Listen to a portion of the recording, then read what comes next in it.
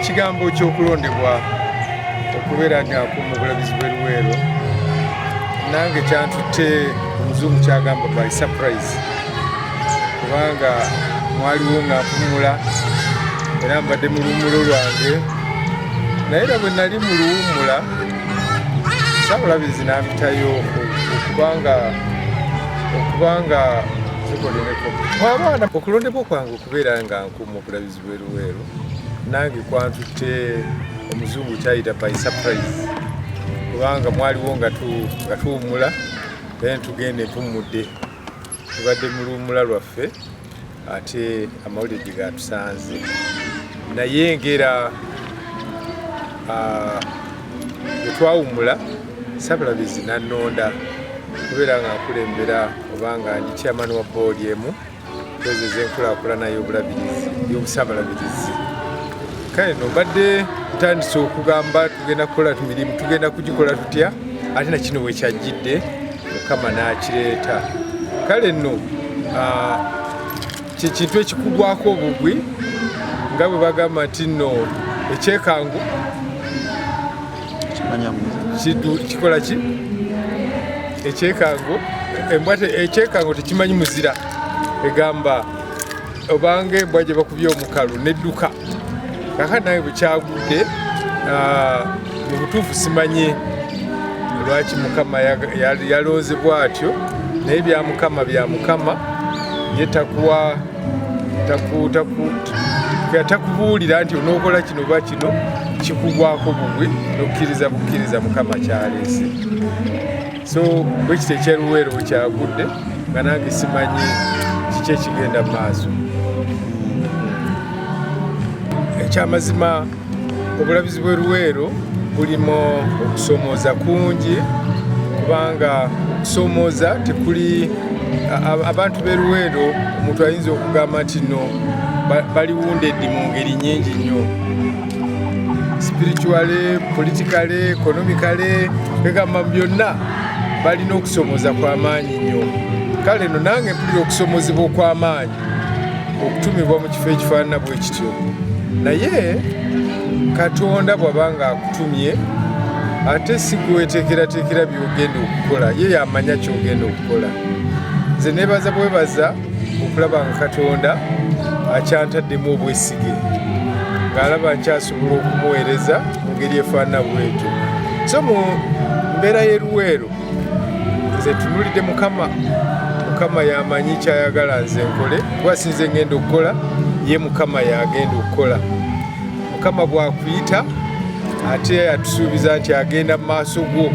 Kakati ye kyakuyita kiringa omuzadde bw'anayita omwana we naga nti kalyankolo oyita buyita biti wangi maama nojja ewa maama.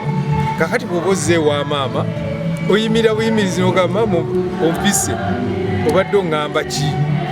Kakati ye n'akugamba nti genda ondeetera amazzi, genda ondeetere kino. Era bw'abanga n'akugamba nti genda ondeetera amazzi ateekwa okuba nga n'ensuwa agitadde awo oba ekidomola akitadde awo. Kakati no nange bwentyo bwenfaanana. Bantumye okugenda e Luwero simumanyi nnyo naye nga neebaza bwebaza Abalabirizi ababaddeyo kuba bakoze omulimu gw'amaanyi. Tujjukira Omulabirizi Mugenzi Bugimbi, tujjukira Omulabirizi Bishop Kiseka, ate tujjukira n'Omulabirizi eyakawummula Bishop Nsubuga. Bonna bakoze obuweereza wakati mu bisomoozo ebingi. Nze ngenda kubeerayo kaseera katono nnyo naye nga nsuubira nti no bannanga abo bakoze bibeera kyakuyigirako kinene nnyo. Naye ate okusinga byonna ye Katonda atuyise okugenda e Luwero yamanyi kyayagala tukoleyo. Tetulina agenda obutafaanananga bwe bakulonda okubeera nti ogenze mu Bulabirizi bw'Ejendi ne bakugamba nti tuwe Bishop's Charge oba biki byogenda okuteekateeka byoteeseteese okukola.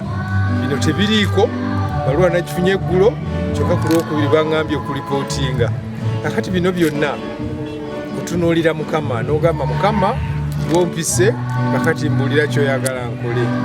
Era ku Lwokubiri lwe nagenda mu office e Luwero lwe bagenda okukola handover okumbuulira na biki bye nnina okukola.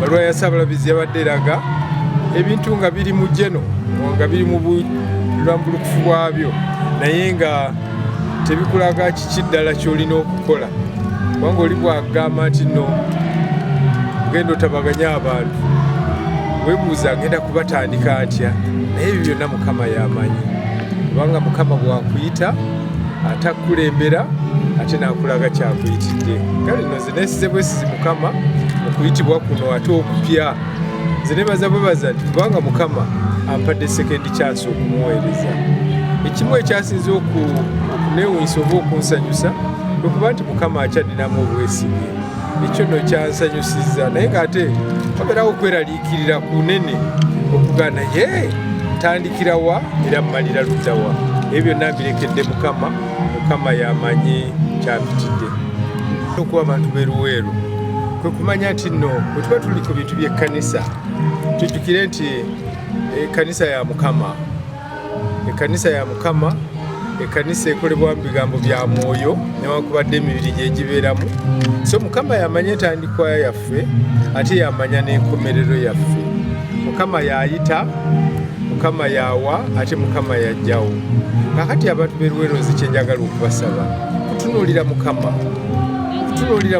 bino byonna ebisoomooza bwe mubikozesa omubiri era omalira mu mubiri naye tubitunuulize Mukama ye amanyi byonna bingi bye tutamanyi bingi bye tutalaba naye nga Mukama yabikola ki abimanya Mukama yalonda Mukama yamanya gyakutuma Mukama yamanya kyayagala okumukolera kuba ffenna tuli mu nnimiro ya Mukama n'olwensonga njagala kusaba abantu ba Luwero ffenna twegatte ekintu ekiyinza okutugatta kutunuulira Mukama kubanga ye Katonda omu ye Katonda omulamu ye Katonda ayinza byonna ye Katonda entandikwa yaffe ate ye Katonda enkomerero yaffe bwe tutatunuulire Mukama tutunuulira abantu ne twetunuulira kijja kutukola bubi nnyo naye tutunuulire Mukama oyo yayinza okutuwa ekyokukola n'okufuula Luwero ye kyayagala okukifuula era yayinza n'okunyiga ebiwundu byonna ebiyitiddwamu ebyobufuzi ebyenfuna ebyomwoyo n'ebiringa ebyo byonna nze mbasaba kimu kwegatta tulabe nga Mukama atutuusako ekyo kyayagala atutuuseeko